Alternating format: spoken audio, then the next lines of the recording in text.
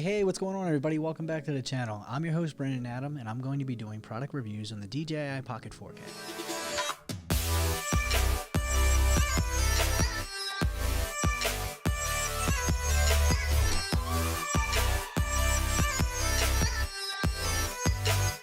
Hey everybody, welcome back to the channel. So today I'm going to be talking about the DJI Pocket 4K and how this is going to change your traveling vlogs to the next level. I will say with this camera that when I was actually starting to get into doing more travel vlogs, I actually had the Sony 5100. Now the Sony 5100 was great for vlogging because you could flip the screen around. Now what's great about this is that when it flips around, you can actually vlog yourself. It's stabilized at the same time, so I could be running and vlogging at the same time. Like, I don't mean running and gunning, I literally mean running like from somebody. Now I don't think you really need 4K like that because the file on the DJI is so big. I like to keep everything at 60 frames a second because, you know, everybody loves the cinematic, slow down the footage and make everything look really epic. I would just have this in my pocket at all times. I would take this out, you know, when I went out to dinner. I would just vlog almost anything. And as you can see from the clips I'm showing right now, this is all that I did.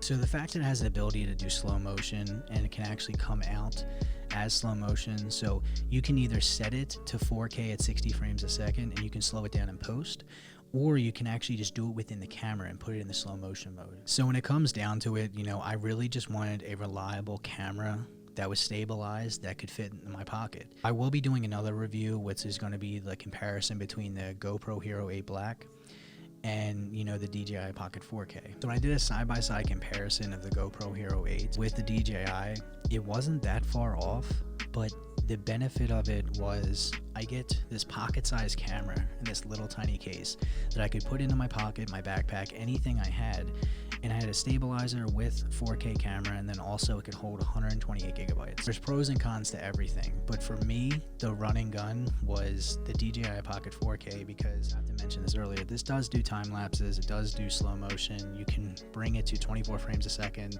30 and 60. That this little tiny piece right here will slide out, and when this slides out, you put it in the opposite way, you hook it up right to your camera, you turn it on, and you can transfer the files directly into your phone. This was a game changer for me because there are some things that I would shoot that I just thought looked amazing. And again, the pro to this is you can shoot in slow motion. So me, you know, being in a pool and then seeing somebody jump in slow motion, I thought it was so cool, so I really wanted to take it immediately out of my phone and then upload it right to Instagram. Another thing is, if you actually spend the money and you want to get like a little tiny tripod, you can do a little tripod and you can do your time lapses.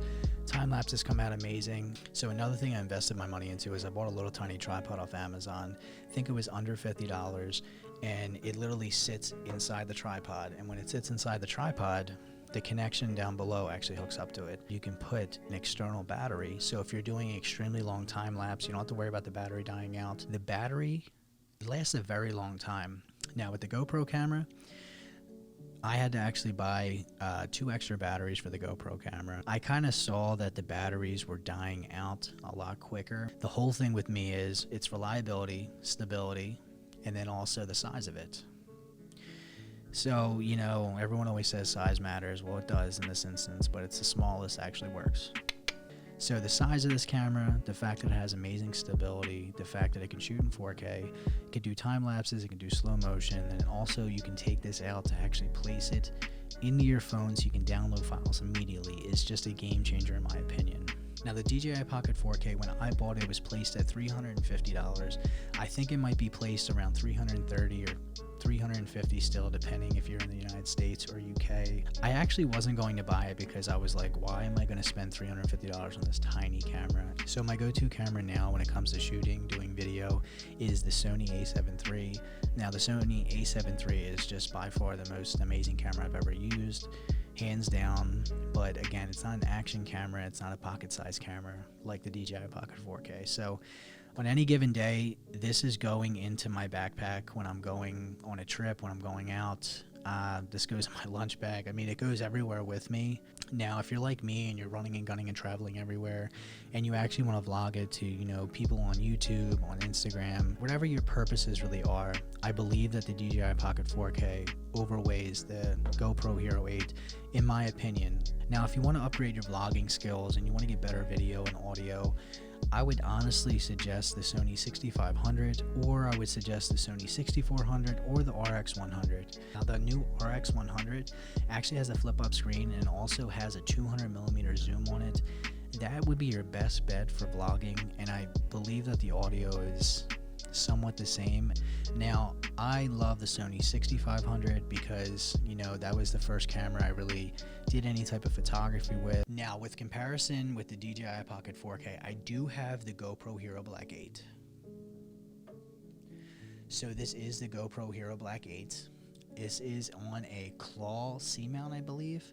This is great because you can literally have a little tiny like GorillaPod like thing where you can do time lapses. This is mostly in my gym bag. Now with me, when I'm in the gym, I like to have the GoPro primarily because this can hook up either to the bar and it can get a great POV or perspective, or you can add to your travel vlog. It depends on whichever way you want to go with it. Now, the difference between the DJI Pocket 4K and the GoPro Hero 8 primarily is that this can go underwater because you can get a protective waterproof case, which I actually have. It's in the description down below. You can buy a ton of more accessories for GoPro, which is a great advantage. Now, number two is I believe that the DJI Pocket 4K does have a waterproof case. I believe it's called a cone. I did buy it months ago and it does work. Now, the advantage here that you have a GoPro is that they have an extremely well-built waterproof casing that you can buy off Amazon. And then they also have a flotation device selfie stick that when you're vlogging, if for some odd reason, you know, it falls into the water, that it will start floating and nothing will get damaged. The pricing point for both these cameras are extremely reasonable. They go between $330 and $350 brand new. Now, you know, obviously this isn't counting accessories that you're going to need. I primarily think I spent around $100 to $150 more accessories